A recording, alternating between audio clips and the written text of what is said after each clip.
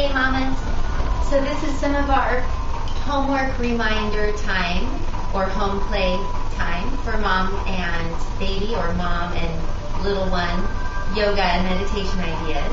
So I'm just going to give you a quick run through of some of the things we covered and then give you the time to play and practice at your own pace.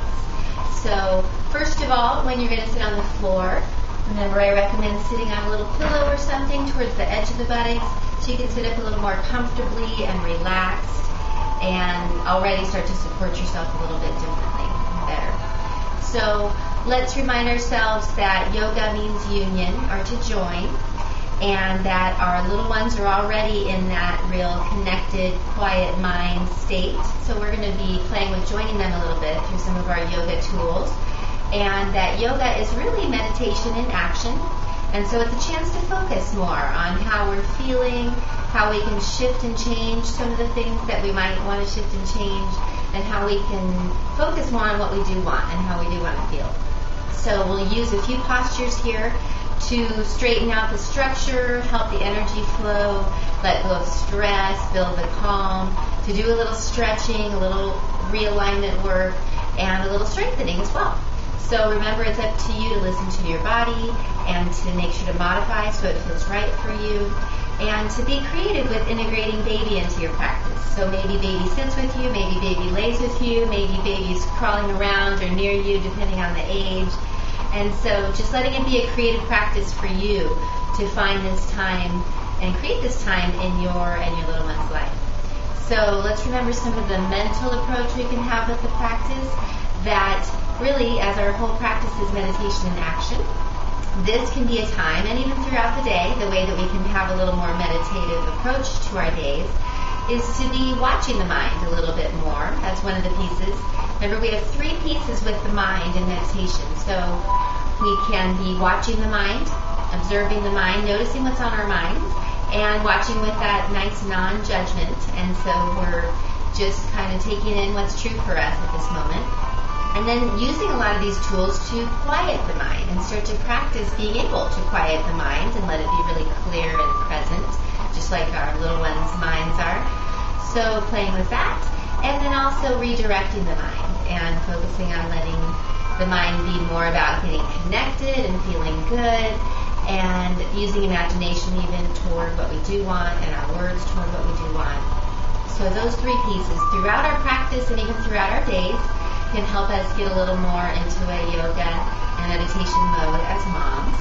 And so as we're getting into some more practice ideas, remember we talked about a relaxed face and jaw as such a helpful piece for relaxing the whole rest of the body, for using some tools to help calm and center the mind, things like all the sounds around us, and even the sounds our little ones make to really bring us into the moment, and even the sights around us as a way to build our focus. You can always practice, remember, with a drishti, an eye focus. Maybe your little one is your eye focus, or eyes closed is always nice too. So ideally we start our practice with a little tuning in to where we're starting from. Check out what's true for you today at this moment before you get started, and then taking some time to just notice that there is breathing. And then once we get into changing the breath, we're going to keep it simple at first here, more into the belly, slower, longer belly breaths, and longer, more complete exhales. So play with that throughout your days and throughout your practice, and really just cultivating a nice relaxed approach throughout our practice and throughout your play with the postures and throughout your day, noting when or if you get a little tense or tight just out of habit, and practicing relaxing that away as part of the work you're doing here. So just now a little reminder of some of the postures that we covered that you can do with baby. I'm just going to quickly run through them, and then again you can play with them on your own. So we started this last week with some chair work. So reminding you of what you can do in a chair. We'll have you sit towards the edge of a chair, feet about hips width apart and straight ahead, heels under the knees, sitting with a little arch in the low back, shoulders rolled back and down, and going right after the hips and any potential misalignments. We're going to cross an ankle over, sit up nice and tall, and just let that knee push itself away. Maybe you use a mudra in the hands to build your focus and intention. This one, remember, corresponds with getting in touch with our inner being, and maybe baby's on your lap with you or crawling near you. About a minute here and changing sides. So you're doing both sides with that one. Then we're doing some of the sitting cats and dogs, arching as we inhale, rounding as we exhale, back and forth. Maybe baby's still with you. Nice relaxed approach. And then this week we brought you right to the floor. And we experimented with another good floor sitting position is our diva pose. So remember, with your pillow, sitting with the legs spread out like so, nice and aligned and relaxed, holding baby, and doing both sides. And then we brought us to hands and knees this last week. Right, maybe over baby, for maybe some soft and slow arching, rounding.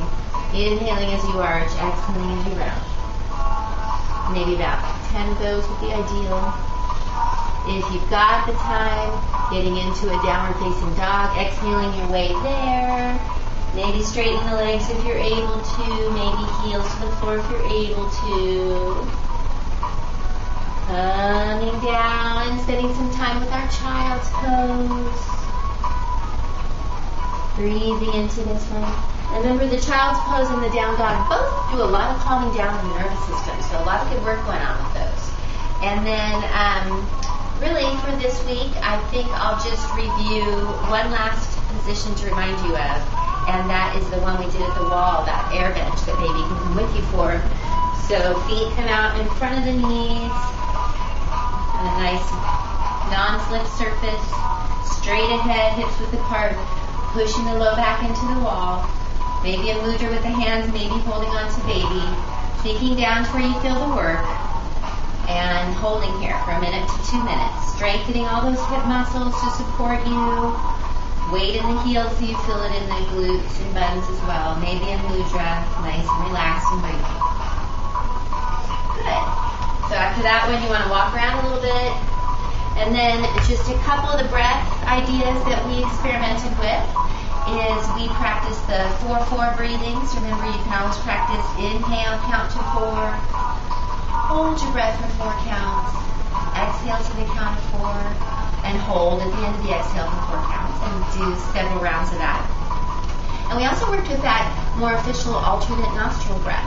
So just sitting in a way that you can be nice and upright and relaxed. And you're going to take your right hand and make the mudra, starting like a hang loose, and then adding ring finger. And now we're going to block the right nostril and slow breath through the left side, right into the belly. And then block your left nostril, exhale right side. Remember this one's centering us, calming us, opening our hearts. Inhale right side. Block the right, exhale left. So on that one, you'll always start and end on the left. And you can do just a minute or you can do several minutes. But staying relaxed, especially with the breath work, and listening to your body as far as what feels right. So after that, just take a nice big breath with both nostrils. Enjoy those exhales. Remember your smile. And get more into focusing on what you do want. Good you do feel yourself moving out into your day, feeling great, having the energy, finding ways to be in the moment with little ones. And so that's it for today's reminders, and I'm so thankful to share this practice with you, yoga moms.